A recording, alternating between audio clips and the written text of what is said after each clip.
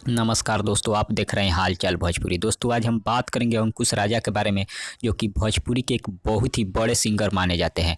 उनका 2 दिन पहले एक बहुत ही सीरियस तबीयत खराब हुआ और उनको अचानक हॉस्पिटल में भर्ती किया गया। लेकिन डॉक्टरों ने उन्हें बक्सर से पटना रेफर कर दिया और जब पटना हुए हॉस्पिटल में एडमिट हुए तो उसके बाद डॉक्टरों ने बोला आपको हर्नी हुआ है और हर्नी का ऑपरेशन बहुत ही जल्द करना पड़ेगा, क्योंकि दर्द बहुत ही तेज था। इस कारण से हर्नी का ऑपरेशन करना ज़रूरी था। लेकिन डॉक्टरों ने ऑपरेशन को सफलपूर्वक संपन्न किया और उनका ऑपरेशन जो हुआ सफल हुआ।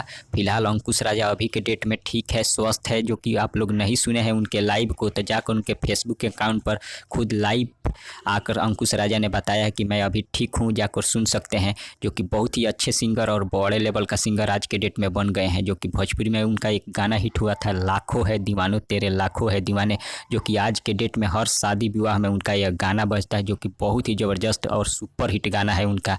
आप लोग उस गाने को भी जाकर सुन सकते हैं यूट्यूब पर सर्च मार के।